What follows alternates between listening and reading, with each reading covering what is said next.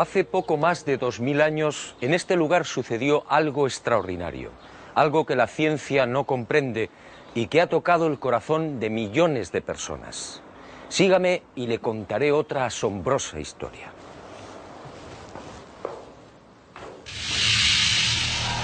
Todo empezó con el ajusticiamiento de un hombre.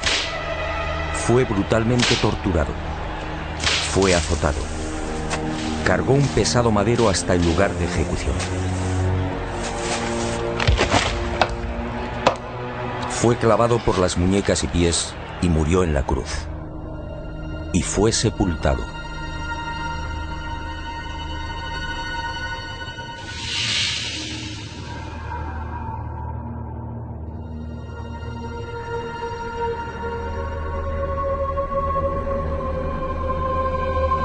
Y sus restos fueron envueltos en un lienzo de lino. Y al poco de morir, algo singular y extraordinario acaeció en el interior de la sepultura.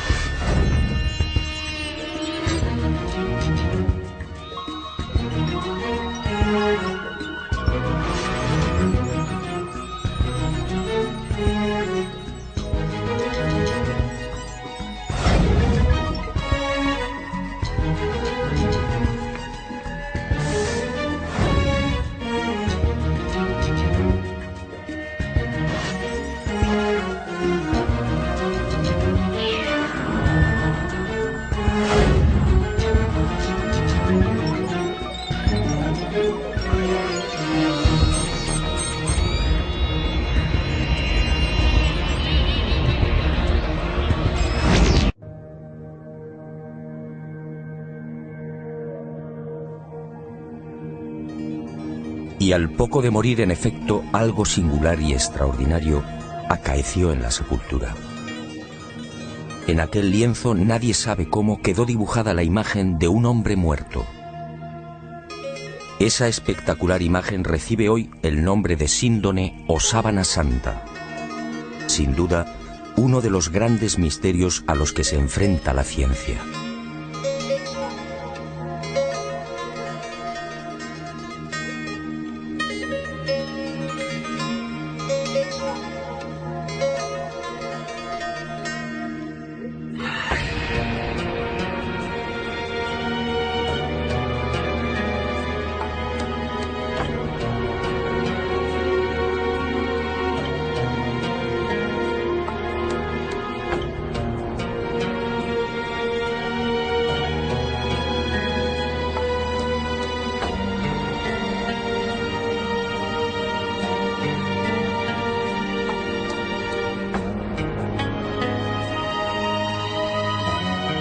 Tras aquel enigmático y trascendental suceso que los creyentes en Jesús de Nazaret identifican con la resurrección, el lienzo de lino desaparece y se ve envuelto en toda clase de leyendas y rumores.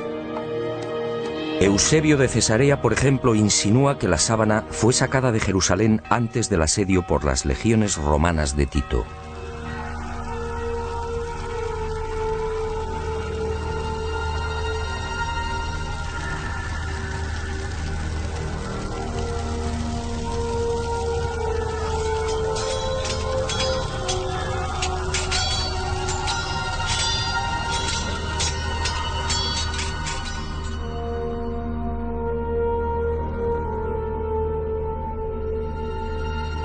y los discípulos del Maestro pudieron ocultarla en la ciudad de Pela, al este del Jordán.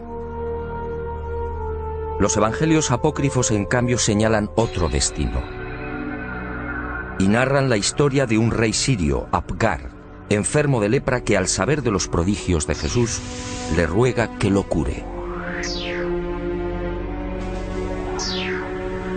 En una más que supuesta carta, Jesús responde anunciándole que una vez cumplida su misión enviará a Edesa, la actual ciudad turca de Urfa, a uno de sus discípulos para sanarle.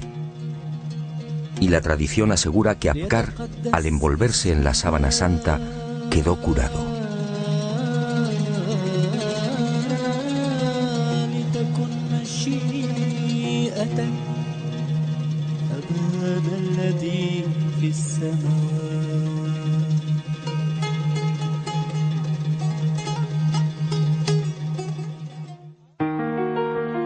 Al margen de estas leyendas, lo que parece más probable es que el lienzo terminara saliendo de Jerusalén por simples razones de seguridad. Como es sabido, la ley mosaica prohíbe el contacto con cadáveres o con restos funerarios. Este era el caso de la sábana santa. En opinión de muchos exégetas, los discípulos de Jesús, al hacerse con el lienzo mortuorio, se vieron en la necesidad de trasladarlo lejos de Israel, ocultándolo en alguna de las nacientes comunidades cristianas de Asia Menor.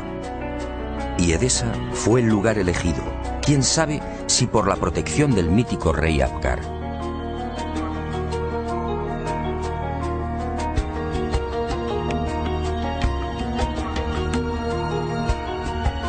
Esa misma leyenda asegura que uno de los hijos de Apgar V, al hacerse con el poder, retornó al paganismo, persiguiendo a los cristianos de Edesa.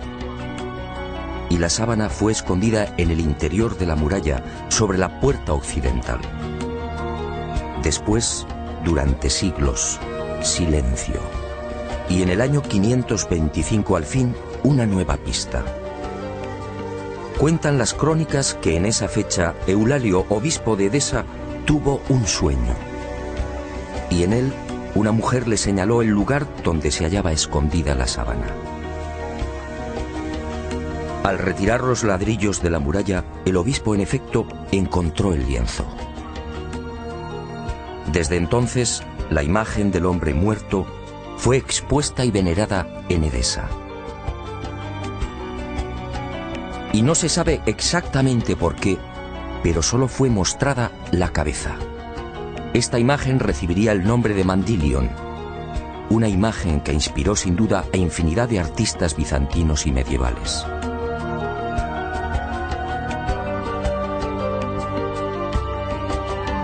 Y durante 400 años el lienzo permaneció en Edesa, pero su fama llegó hasta los confines de la cristiandad. Y en el año 944 el supersticioso emperador de Bizancio, Romano Lecapeno, tomó la decisión de apoderarse del Mandilion. Suponía que así, con la sábana en su poder, obtendría la protección divina. Y un poderoso ejército rodeó Edesa.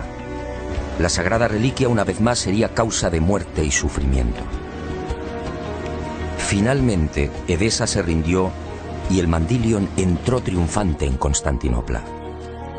Era el 16 de agosto del 944. Allí, en la iglesia de Santa María de Blanquernas, fue expuesta a los fieles todos los viernes. Robert de Clary, soldado y cronista de la mal llamada Cuarta Cruzada, dejó testimonio de ello. Había en Constantinopla, entre otros, un monasterio que se llamaba Nuestra Señora Santa María de Blanquernas, donde se conservaban las síndones en que nuestro Señor fue envuelto, que cada viernes se mostraba vertical, de modo que se podía ver bien la figura de nuestro Señor. Y de nuevo la guerra y el fanatismo religioso silenciaron el ya arduo peregrinaje de la sábana. En la noche del 9 al 10 de abril de 1204, los cristianos atacan Constantinopla. La ciudad arde y la síndone desaparece. No existen documentos que certifiquen su nuevo destino y los nuevos propietarios, pero todo señala a los caballeros templarios como los custodios del lienzo, al menos durante un siglo. No es ningún secreto que la Orden del Temple se funda, entre otras razones, para tratar de reconquistar Tierra Santa y, sobre todo, para poner a salvo determinados símbolos y objetos religiosos. Entre los más importantes, el cáliz de la Última Cena, el Arca de la Alianza y, sobre todo, la Sábana Santa.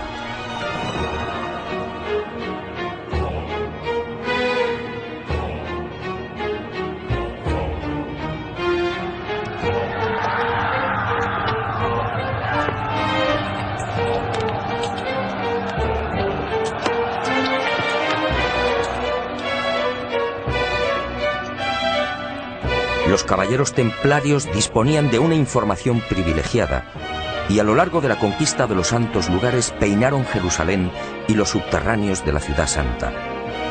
En especial, los túneles y cámaras secretos de lo que fue el primero y segundo templos de Salomón. ¿Encontraron lo que buscaban? En mi opinión, nunca hallaron el Santo Grial o el Arca, pero sí la Sábana Santa.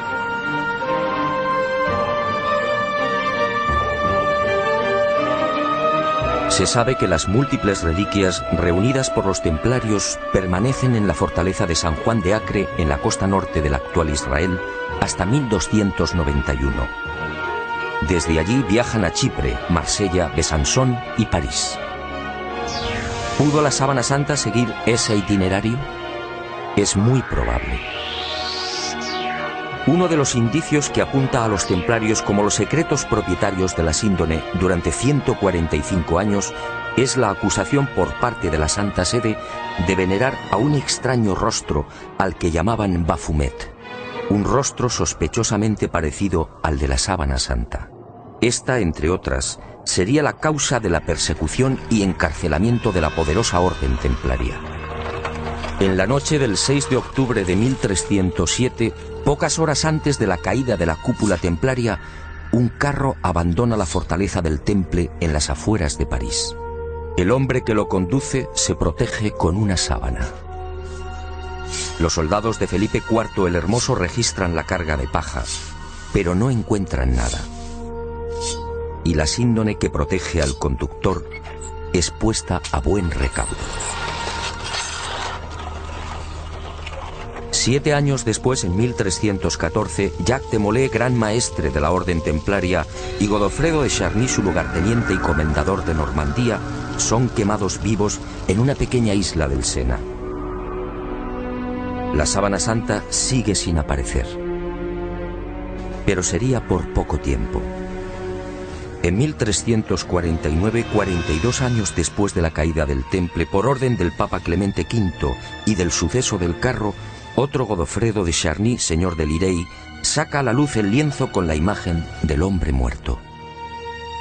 Parece claro que ambos Godofredos de Charny eran parientes.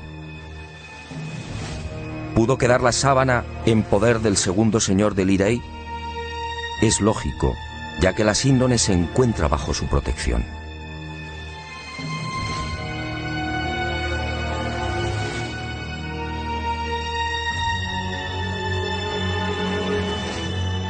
Y el sagrado lienzo es expuesto de nuevo a la veneración pública. Pero el azaroso peregrinaje de la síndone no ha terminado.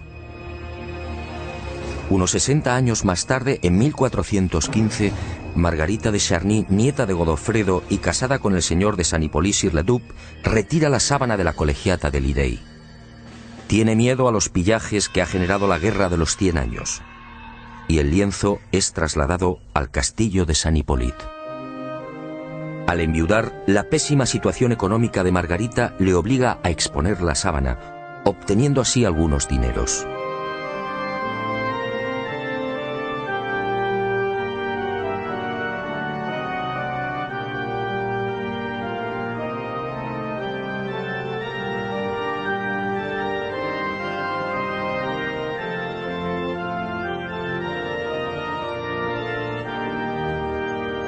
Las penurias económicas de Margarita de Charny se agudizan y finalmente se ve obligada a ceder el lienzo a la Casa de Saboya. El 22 de marzo de 1453 se firma en Ginebra el contrato de cesión. A partir de ese momento y hasta 1983, la síndone sería propiedad de los Saboya. El 18 de marzo de ese año, los herederos de Humberto II de Saboya, ex rey de Italia, entregarían la sábana santa al Vaticano. Y el lienzo, como si de una maldición se tratase, continuó peregrinando de castillo en castillo. Por fin, en 1502, reposaría temporalmente en Chambéry. Fue en esta capilla en la noche del 3 al 4 de diciembre de 1532 donde la sábana santa estuvo a punto de ser destruida. Se declara un pavoroso incendio provocado al parecer por los calvinistas, y la urna de plata que contiene la reliquia, regalo de Margarita de Austria en 1509, es retirada en el último momento. El fuego alcanza a la urna y varias gotas de plata fundida queman y traspasan los 48 pliegues en que se hallaba doblado el lienzo. También el agua empleada para sofocar el incendio impregna parte de la sábana, formando rombos que se repiten simétricamente a lo largo de la imagen.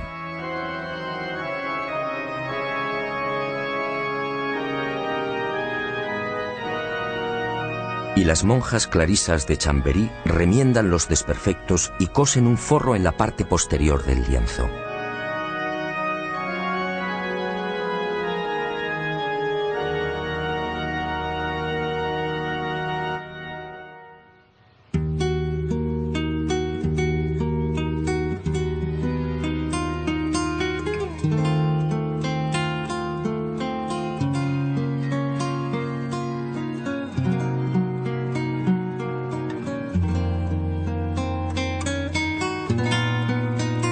La sábana santa se salva milagrosamente y la imagen vuelve a ser expuesta, ahora mágicamente centrada entre las líneas paralelas que dejó el fuego.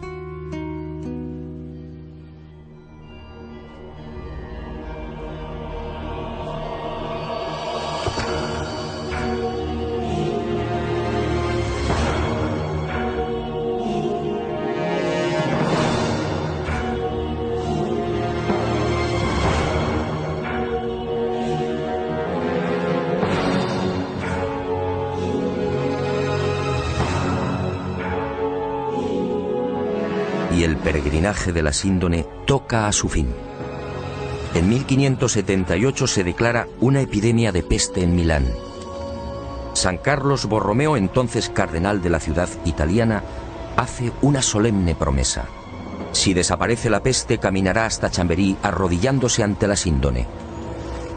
La epidemia remite y el cardenal se dirige a Francia. Pero la Casa de Saboya, propietaria de la reliquia, se apiada de Carlos Borromeo y para evitar que cruce los Alpes traslada la sábana santa a mitad de camino entre Milán y Chambéry.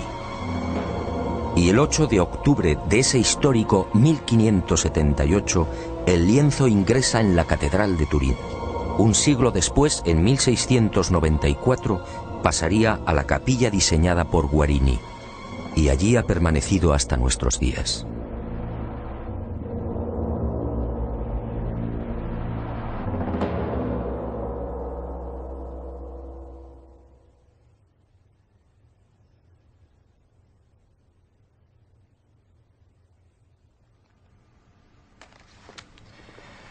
Evidentemente, a la vista de estos testimonios históricos, nadie debería dudar de la autenticidad de la sábana santa. Aún así, en septiembre de 1988, una noticia conmocionó al mundo. El carbono 14 arrojó una datación sorprendente. El tejido analizado, según dijeron, era medieval. Y los científicos situaron la época de su elaboración entre los años 1260 y 1390. Esto, de ser cierto, significa sencillamente que la imagen del hombre muerto es una falsificación. Y los medios de comunicación, con una lamentable falta de rigor, propagaron el suceso. De inmediato, otros científicos reaccionaron, poniendo en tela de juicio la bondad del carbono 14. Poco a poco salieron a la luz hasta 26 irregularidades en los procesos de datación efectuados por los 3 laboratorios. Y se habló incluso de complot. Pero la prensa ignoró esta segunda parte. Naturalmente, las fechas obtenidas por el carbono 14 indignaron a historiadores y científicos que llevaban más de 20 años dedicados al estudio de la síndone. Repasemos algunas de estas investigaciones.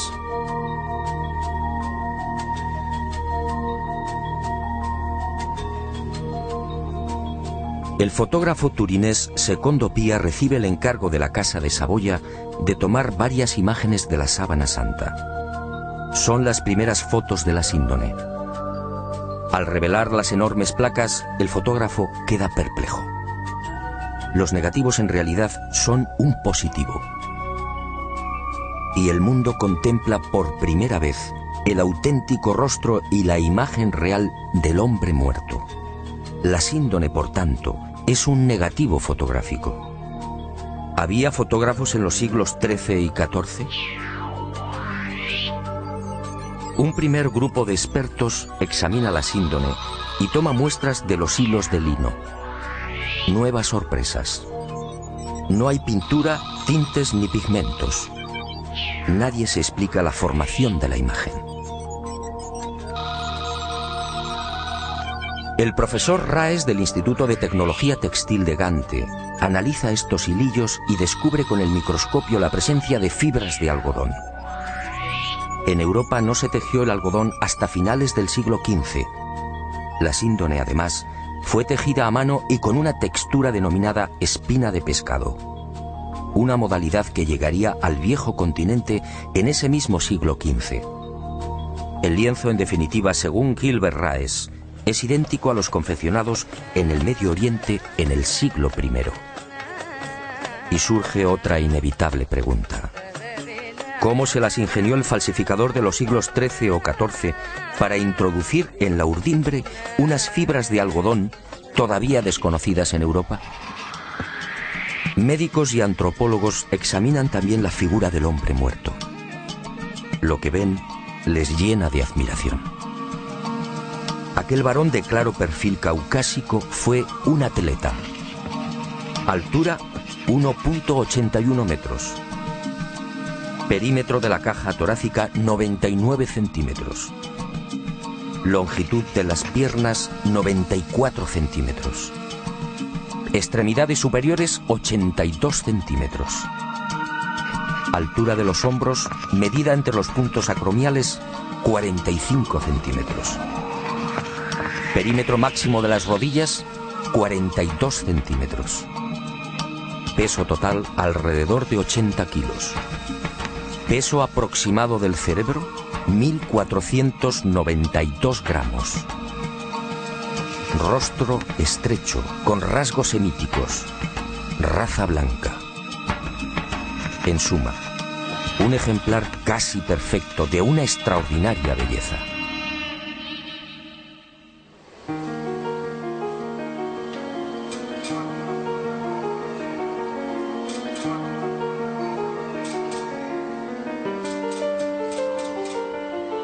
Los científicos tratan de imitar la imagen de la Sábana Santa y utilizan toda clase de procedimientos. Pinturas, soluciones acuosas, calco sobre cadáveres e impresión al fuego. Los resultados, como es fácil apreciar en estas copias, son decepcionantes.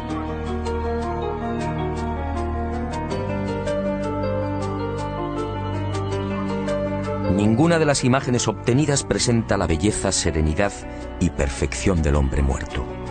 La duda sigue en el aire. ¿Cómo se las ingenió el supuesto falsificador para plasmar una figura tan precisa y delicada? Pero sigamos. Las sorpresas de los científicos apenas habían comenzado. En la noche del 23 de noviembre de 1973, Max Frey, palinólogo y experto en criminalística, tiene acceso a la Sábana Santa. Toma muestras del polvo adherido al lino y las analiza al microscopio electrónico.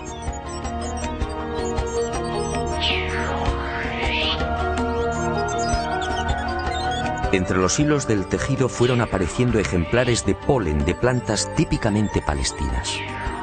La asuera fue una de las primeras. Después llegaron otros pólenes de la flora halofita que creció en el Negev y en los estratos sedimentarios del lago de Genezaret hace 2000 años. Plantas hoy extinguidas cuyos pólenes fueron arrastrados por los vientos hasta la ciudad de Jerusalén. Y allí quedaron prisioneros entre los hilos de la síndone.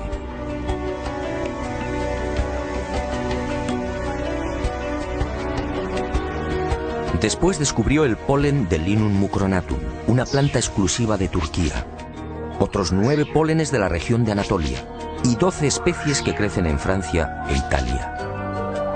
En total 22 pólenes que certificaban el peregrinaje de la Sábana Santa por Israel, Edesa, Constantinopla, Francia e Italia. En otras palabras, lo que ya sabíamos por la historia. Y vuelvo a preguntarme, si la síndone hace 2000 años recibió el polen de plantas de Israel, ¿cómo se las arregló el falsificador de los siglos XIII o XIV para obtener un polen ya extinguido? ¿Cómo pudo seleccionarlos si el microscopio no estaba inventado?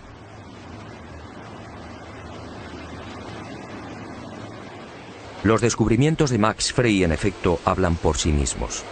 La presencia del polen debería de haber sido más que suficiente para silenciar a cuantos negaban la autenticidad de la síndone. Pero el carbono 14 siguió eclipsando estos aplastantes hallazgos científicos. Tampoco era de extrañar al tratarse de la supuesta imagen de un dios. Si la síndone hubiera contenido la figura de Napoleón o de Ramsés II, el enigma se habría zanjado rápidamente. También en 1973 se llegaron a otras no menos interesantes conclusiones. En la Sábana Santa no hay un solo indicio de putrefacción. ¿Cómo era posible? Si la imagen era el resultado de la aplicación a la tela de moléculas orgánicas, bien de origen natural o artificial, ¿cómo explicar que el intenso calor generado por el incendio de Chambéry no hubiera modificado su color? Incluso las zonas que estuvieron en contacto con las gotas de plata fundida conservan la misma tonalidad y densidad que el resto. De haber sido una falsificación, esas regiones aparecerían claramente alteradas y descoloridas. Y la ciencia prosiguió su espectacular avance. En octubre de 1978, un nutrido grupo de científicos tuvo acceso a la síndone. Era el proyecto STURP, la mayor parte perteneciente a la NASA. Y la Sábana Santa fue sometida a una minuciosa y amplísima batería de experimentos científicos.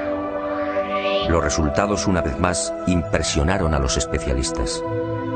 Veamos algunos de ellos.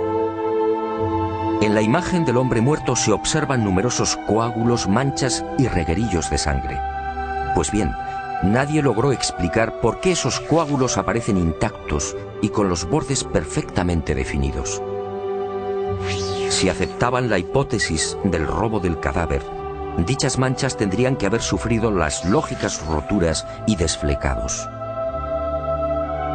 Al introducir un escáner entre el lienzo y el forro cosido por las monjas clarisas de Chambéry, se observó que la sangre había penetrado también en el reverso del lienzo. Aquella sangre era del grupo AB, muy común entre los judíos. Las diferentes analíticas y pruebas hematoscópicas demostraron la presencia en la imagen de sangre venosa y arterial, así como de la albúmina del suero sanguíneo. Y el veredicto del carbono 14 quedó nuevamente en ridículo. ¿Qué falsificador de los siglos XIII o XIV tenía la capacidad para aislar y distinguir el grupo AB o la sangre venosa del arterial? Como es sabido, mucho después, en el siglo XVI, el español Miguel Servet fue condenado a la hoguera por asegurar, entre otras cosas, que la sangre circulaba. Y los científicos volvieron a comprobar lo que ya se sabía: ni rastro de pintura ni de pigmentación alguna. Aquel supuesto falsificador efectivamente tuvo que ser un genio. Otra de las sorpresas llegó al explorar los hilos. En este tipo de tejido, cada hilillo está integrado por unas 200 fibras. Vistas al microscopio parecen cañas de bambú.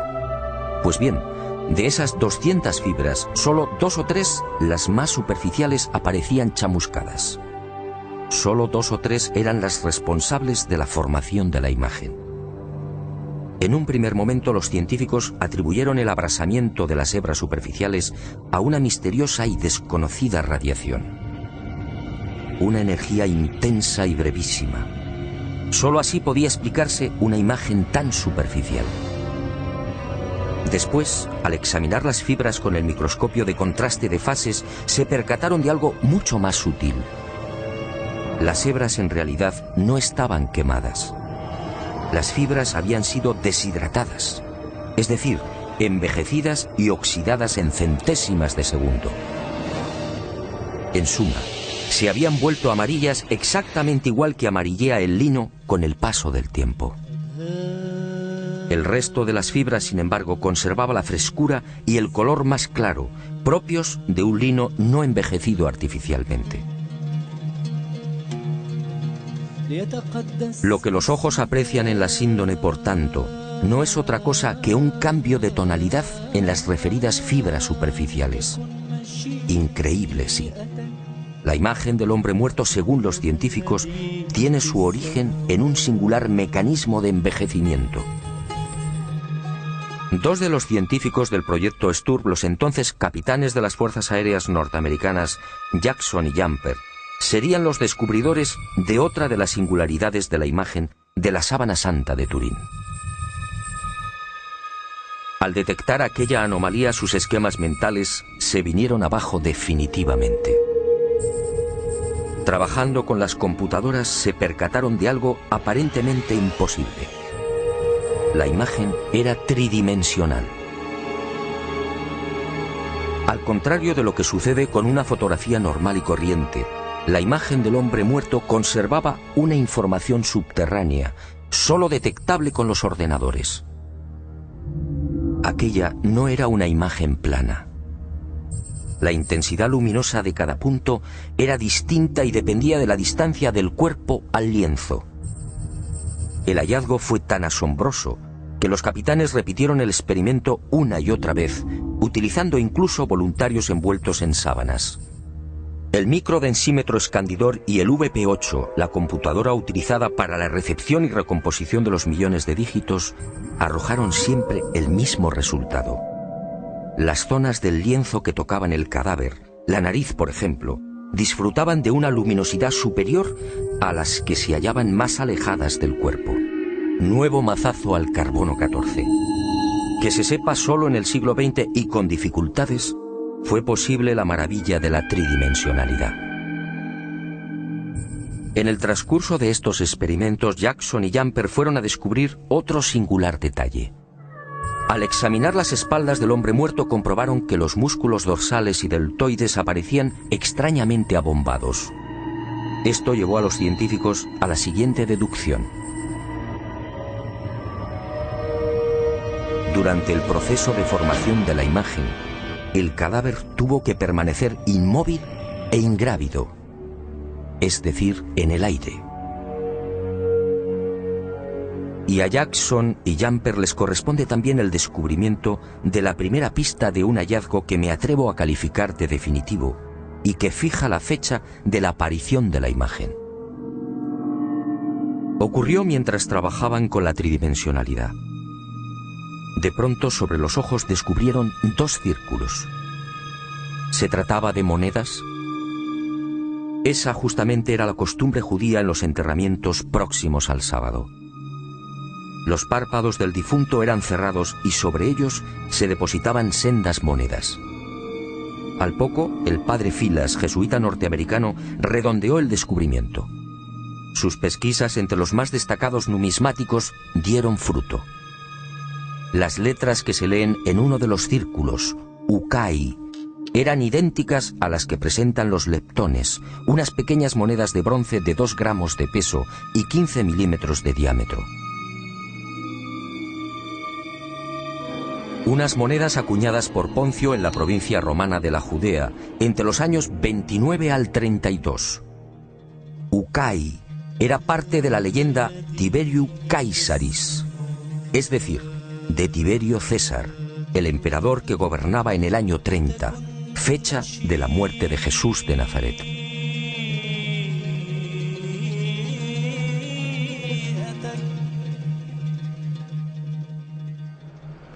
Como hemos visto, hay argumentos y pruebas científicas que demuestran sobradamente la autenticidad de la sábana santa.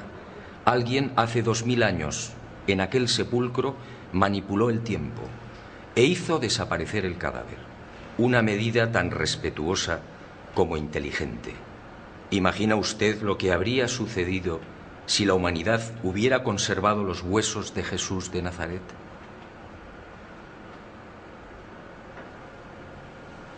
Y esa fuerza desconocida y poderosa que aceleró la descomposición del cadáver, envejeciendo la sábana, nos regaló también una fotografía única en la historia. Una imagen que recuerda el horror padecido por aquel hombre. Sígame y se lo mostraré. Ah, y una advertencia. Quizá lo que se dispone a ver y escuchar no sea de su agrado. Pero esa fue la verdad. También la medicina investigó la imagen del hombre muerto, y lo que halló causó pavor entre traumatólogos, internistas, forenses y anatomistas. Examinemos paso a paso aquella pasión y muerte. Cercana a la medianoche del jueves al viernes, aquel hombre se retiró a lo más frondoso del olivar. Y una profunda angustia lo clavó a tierra. El fortísimo estrés y quizá el miedo provocaron un singular fenómeno en su piel, la hematidrosis, un sudor sanguíneo que empezó a debilitarlo. Las manchas de sangre, en efecto, cubren toda la imagen.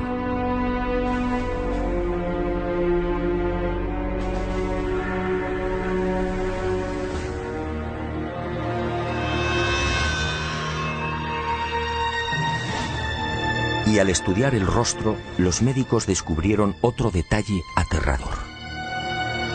Durante el interrogatorio en la casa de Anás, Jesús no recibió una bofetada como reza la tradición, sino un violento bastonazo propinado por uno de los esbirros del ex sumo sacerdote. El palo, de unos 5 centímetros de diámetro, hundió la nariz y provocó un gran hematoma en el pómulo derecho. Así quedó reflejado en la síndone.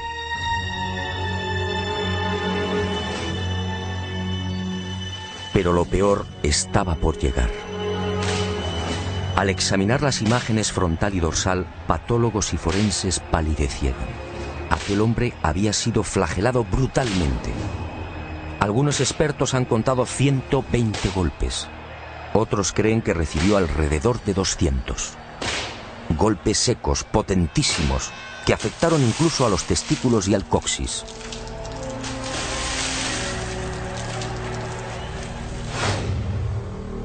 Golpes diabólicamente estudiados que no afectaron a la zona del corazón, evitando así la muerte prematura del reo.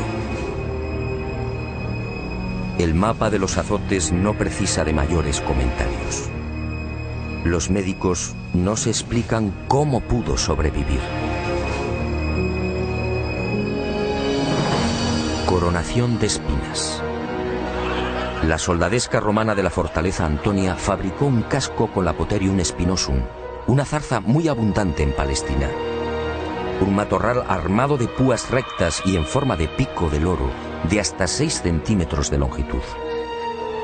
Y el yelmo fue encajado sin piedad en la cabeza del hombre, afectando a nuca, cuero cabelludo y frente.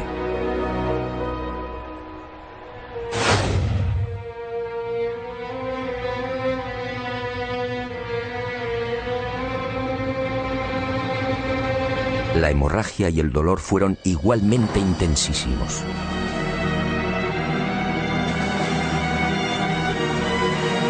Minutos después, maltrecho, debilitado y febril, el reo se vería obligado a cargar sobre los hombros el madero transversal de la cruz, el patibulum, un tronco áspero y agresivo de unos 35 o 40 kilos de peso.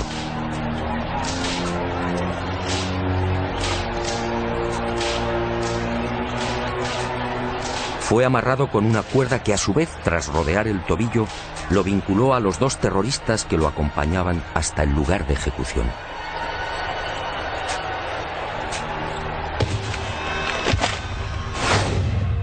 Y en esos 500 o 600 metros, la tortura de las caídas, los violentos impactos del rostro contra las piedras, las rodillas destrozadas, los dientes quebrados y los mechones de barba arrancados por los soldados al intentar levantarlo. La imagen de la Sábana Santa es fría y certera.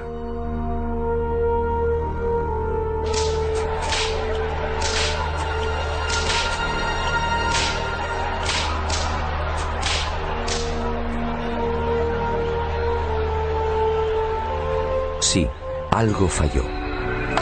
Según los médicos, el largo clavo de hierro de unos 20 o 25 centímetros utilizado para clavar una de las muñecas debió tropezar con un nudo y fue retirado y martilleado de nuevo.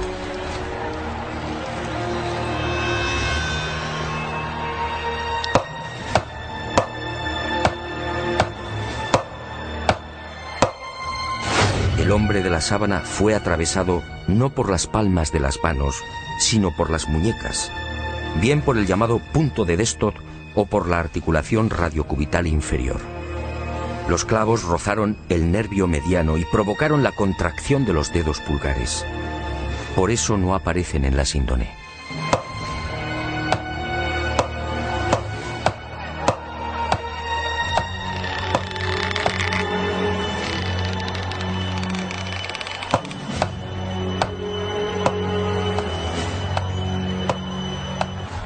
Con el tercer clavo, según los médicos, no hubo problemas. Entró limpiamente cosiendo ambos pies al madero vertical. Y la pierna izquierda permaneció flexionada. Así aparece en la imagen de la síndone, como consecuencia del rigor mortis. El final se acerca, y el suplicio va alcanzando unos límites difíciles de imaginar. El reo necesita respirar. Para ello solo dispone de un sistema: apoyarse en el clavo de los pies y alzarse a pulso milímetro a milímetro, con la ayuda de los clavos que perforan las muñecas. El corazón bombea desesperadamente, alcanzando hasta 180 pulsaciones por minuto. A los 10 o 12 minutos, pérdida de conocimiento. Pero el hombre se recupera.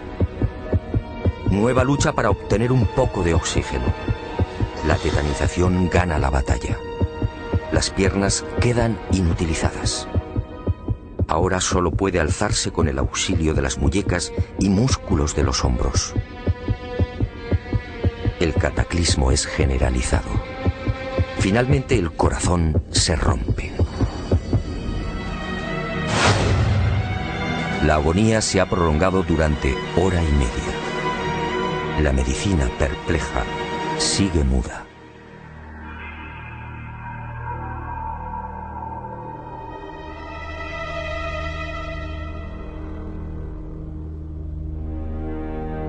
Pero el espanto y la humillación no han concluido.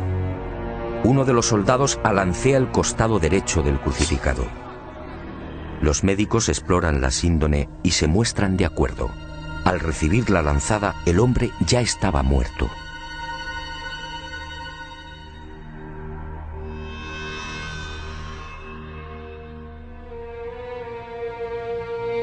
La lanza resbaló por encima de la sexta costilla, atravesó pulmón y corazón y abrió la aurícula derecha. Y manó sangre y agua. Sangre de la vena cava superior. Agua o líquido seroso del pulmón. Después, en el descendimiento o en el traslado al sepulcro por efecto de la gravedad, la vena cava inferior se vació igualmente. Y ese reguero aparece también en la cintura del hombre muerto.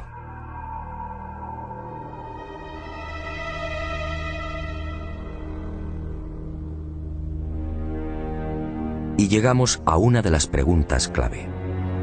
¿Quién era este hombre? ¿Se trataba de Jesús de Nazaret? Los especialistas en cálculo de probabilidad matemática han sido rotundos. Según Paul de Gail, ingeniero y jesuita francés, la posibilidad de que no fuera Jesús es de 1 contra 225.000 millones. En palabras del médico italiano Tino Zeuli, esta probabilidad es la misma que tiene una piedra de convertirse en pájaro y salir volando.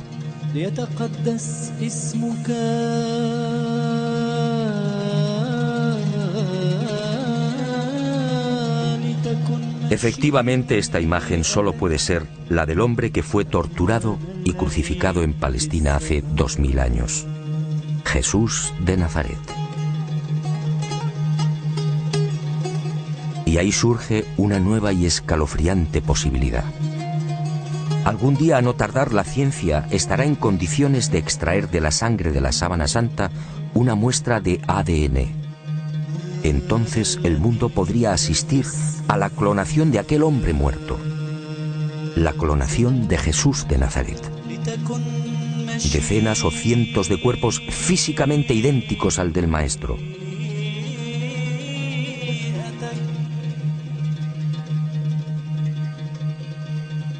Y desde algunos sectores de la Iglesia se han alzado voces de advertencia. Atención, mañana el mundo podría comerciar con el cuerpo del Galileo. ¿Será esa la razón por la que algunos tratan de destruir la sábana santa o de reducirla a una falsificación de la Edad Media?